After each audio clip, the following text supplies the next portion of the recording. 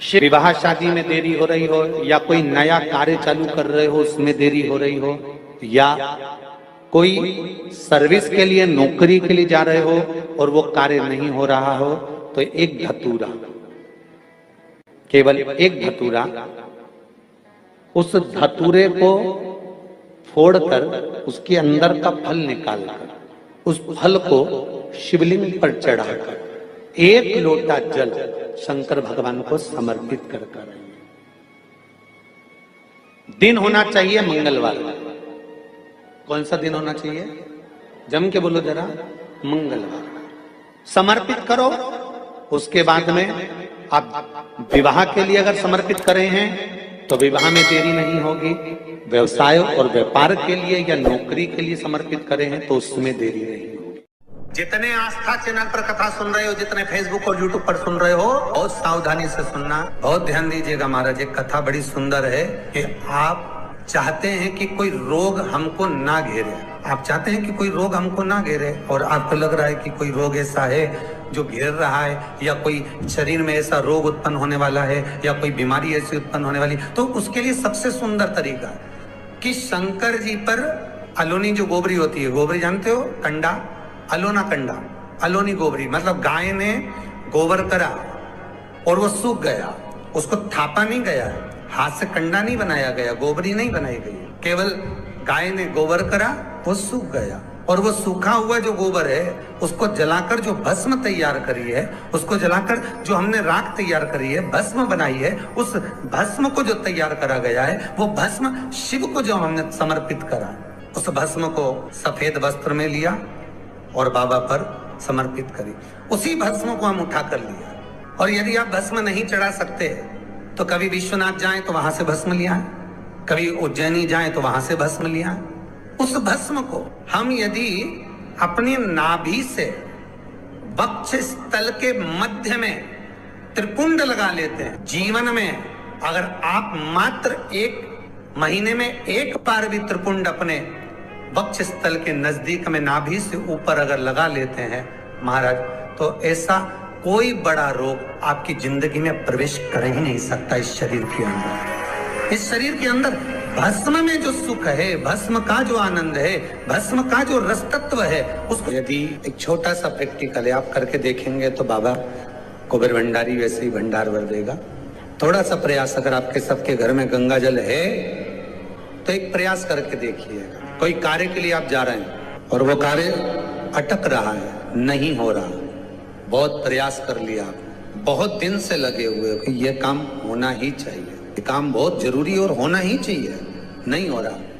एक कटोरी में गंगा का जल निकाल लीजिए, और कटोरी में गंगा का जल निकाल कर तुम्हारे घर में एक सिक्का पड़ा हो, 1 रुपया, 2 रुपया, 5 रुपया, कोई सा भी एक सिक्का पड़ा हो, जो भी सिक्का पड़ा हो, कुंदकेश्वर महादेव का नाम लेकर, जहां परिंडा होता है, पानी का मटका होता है, पितरों का स्थान होता है, हंडा भरते हो, मटका भरते हो, उसके पास में उस कटोरी को रखकर 1 का सिक्का, 2 का सिक्का, 5 का सिक्का, 10 का सिक्का, जो तुम्हारे पास सिक्का पड़ा हो, जो भी तुम्हारे पास पड़ा हो, वो सिक्के को हथेली में लेकर कुंदकेश्वर महादेव का नाम लेकर उस कटोरी में डाल दीजिए, और उस जल को नैनों से लगाकर आप काम के लिए निकल जाइए। वो काम आपका सफल होकर ही रहेगा, छूट नहीं सकता।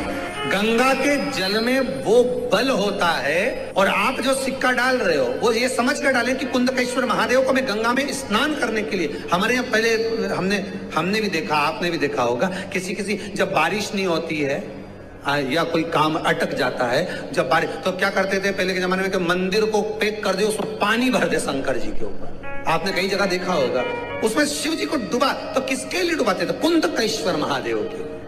ये नियम है कुंदकेश्वर महादेव का। ये कुंदकेश्वर महादेव को उस कटोरी में, उस बाटकी में सिक्के को, और फिर जब आपका काम हो जाए, आप जिससे मिलने गए हो, जिससे काम की बात करने गए और काम हो गया, तो वो जल ले जाकर सिक्के के साथ, सिक्का तो डालो मंदिर में, कहीं दान पेटी आदि में, और वो जल भगवान कुंदकेश्वर के नाम से शिव जी को समर्पित कर दो। बाबा से विनती करो, बहुत बहुत साधुवाद है बाबा, आपने मेरी लाज रख ली, तेरी कृपा बनी रहे, बस ये सुख मिलता है।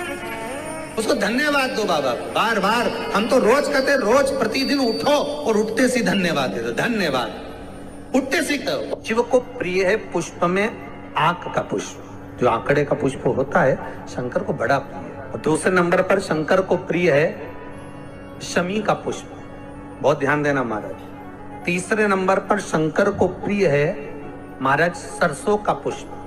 सरसों होती है ना, जो राई अपन बोते हैं, सरसों बोते हैं, उसमें पीले कलर का जो पुष्प लगता है। हमारा तो निवेदन रहता है जब तक सरसों आए तो प्रयास करा करो कि सरसों के 108 पुष्प शंकर भगवान पर चढ़ाना प्रारंभ कर दो। महाराज ये पक्का है कि वर्ष भर कोई बड़ी बीमारी आपको घेर नहीं सकती अगर सरसों के फूल शिव को चढ़ रहे हैं तो।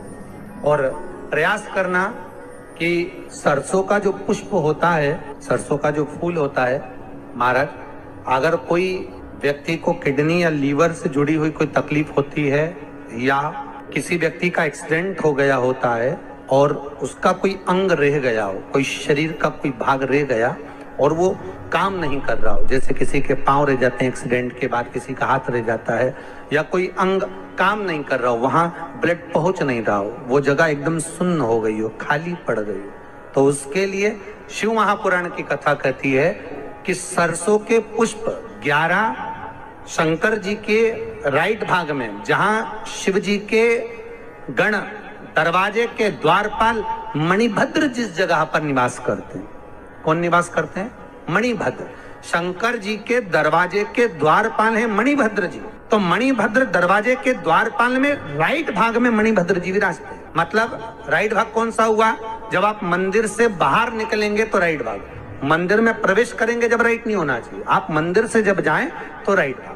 मतलब आप मंदिर से राइट से जाएंगे तो शंकर जी का भी राइट हो जाएगा, क्योंकि शिव जी ऐसे बैठे हैं तो शंकर जी का भी राइट हो गया, देवता उनका भी राइट हो गया, तो राइट भाग सीधा हाथ मणिभद्र जी का स्थान। 11 सरसों के पुष्प मणिभद्र के उस द्वार पर आप रख दीजिए और मणिभद्र के द्वार पर रखकर अंदर जाकर 108 वापिस जब आप बाहर निकल रहे हैं, ये पुष्प आप रखने के बाद एक बार बाहर जाएंगे, फिर वापिस आएंगे मणिभद्र के रखने के बाद, और अंदर जाकर 108 सरसों के पुष्प शंकर को समर्पित करेंगे महाराज। उस सरसों के पुष्प जो शिव जी को आप समर्पित कर रहे हैं उसको वापिस लेकर आएंगे, श्री शिवाय नमस्तुभ्यम बोलकर उस सरसों के पुष्प को महाराज सरसों के तेल की बोतल में उसको डाल लीजिए।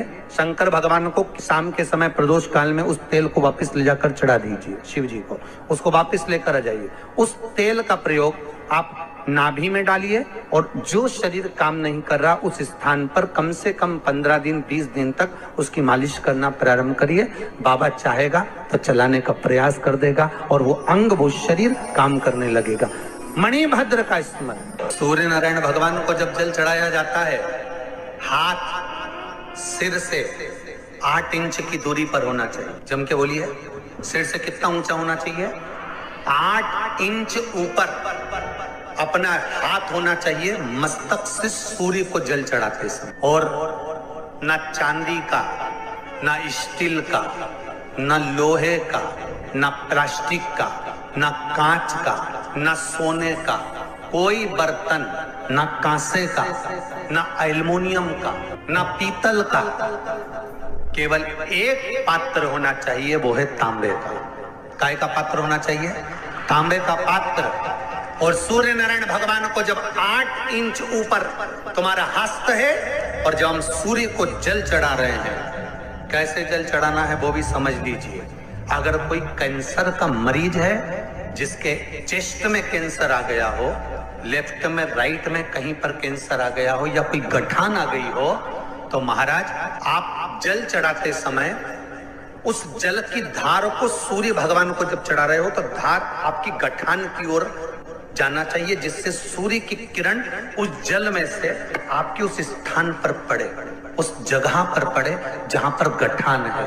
महाराज आप लगातार जल तो चढ़ाना चालू करो, अच्छे अच्छे डॉक्टर फेल हो जाएंगे और कह देंगे गठान ठीक हो गया। आपका लीवर और किडनी गड़बड़ कर रहा है, हार्ट, आपके हार्ट में अगर तकलीफ है, डॉक्टर ने कह दिया कि इसमें नस चोक है, कहीं ना कहीं छल्ला डलेगा, आपको कह दिया इसमें कुछ ना कुछ प्रॉब्लम आ रही है, आप सूर्य को अर्घ देना चालू कर दो, सूर्य को जल चढ़ाना चालू कर दीजिए। आप सूर्य को जल चढ़ाओ, वो जल की जो तरंग आ रही है, वो जल जो निकल कर जा रहा है, उसकी जो किरण आपके हृदय पर, आपकी छाती पर पड़ रही है, नाड़ियों में पड़ रही है, नसों में पड़ रही है, उसका बल देखो तो शरीर 1 महीना लगातार चढ़ाओ तो 15 दिन 20 दिन कर तो देखो।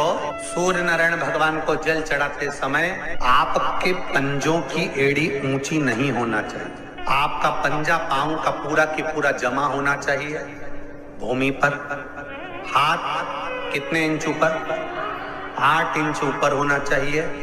जल जो गिरे, सूर्य की किरण, सूर्य का दर्शन उस जल की रोशनी में करना चाहिए। जिस बच्चे को आंख में चश्मा लगा हो, मोटे से मोटा चश्मा लगा हो, छूट नहीं रहा हो, तो थोड़े दिन उसको सूर्य का अर्घ चढ़वाना चालू कर दो और जल में से सूर्य का दर्शन कराना चालू कर दो। 2 महीना 2.5 महीना बहुत है, आंख की रोशनी बढ़ जाएगी, चश्मा हट जाएगा। एक बात और कहना चाहूंगा, अगर आप लोग स्वीकार करेंगे तो, अगर कहीं आपको लगता हो कि बच्चा पढ़ने में कमजोर है, विद्या में कमजोर है, रिजल्ट अच्छा नहीं आ रहा, पढ़ने में कमजोर है, वो पढ़े अपनी जगह पढ़े, वो कार्य करे अपनी जगह करे, मेहनत करे अपनी जगह करे। बच्चों को कह दो कि कुछ समय के लिए सूर्य को अर्घ देना चालू कर। सूर्य की किरण जहां पर ब्राह्मण या हिंदू धर्म का व्यक्ति मस्तक पर तिलक लगाता है, भुकुटियों के बीच में उस सूर्य की किरण इस भुकुटी के बीच पड़ना चाहिए, परंतु पानी कम से कम ना करते हुए स्लो मोशन में धीरे धीरे गिरना चाहिए, एकदम धीरे धीरे। तो यहाँ एक रेखा सूर्य की किरण से पड़ती है। एक कौन सी सब्जी होती है जो पितृपक्ष में ब्राह्मण को भोजन कराते समय नहीं बनाई जाती? एक तो कुमड़ा, दूसरा पत्ता गोभी, जो बंद गोभी होती है ना, वो बंद गोभी जो होती है ना पत्ता पत्ता वाली, उसकी भी सब्जी पितरों के ब्राह्मण अगर भोजन करता है तो उसमें नहीं बनाई जाती। एक कुमड़ा, ये जो पेठा बनता है ना कुमड़ा का, ये भी श्राद्ध पक्ष में नहीं खिलाया जाता। बुरा कोला पेड़ा बोलते हैं, क्या बोलते हैं उसको, श्राद्ध पक्ष में उसको भोजन में नहीं दिया जाता, ब्राह्मण के भोजन। श्री शिवाय नमस्तुभ्यम, सब बोलिए एक बार जमकर, श्री शिवाय नमस्तुभ्यम। प्रैक्टिकल जरूर करना, कहीं सियोर वाला महाराज झूठ तो नहीं बोल रहा। शास्त्रों की बातें हमारे जीवन में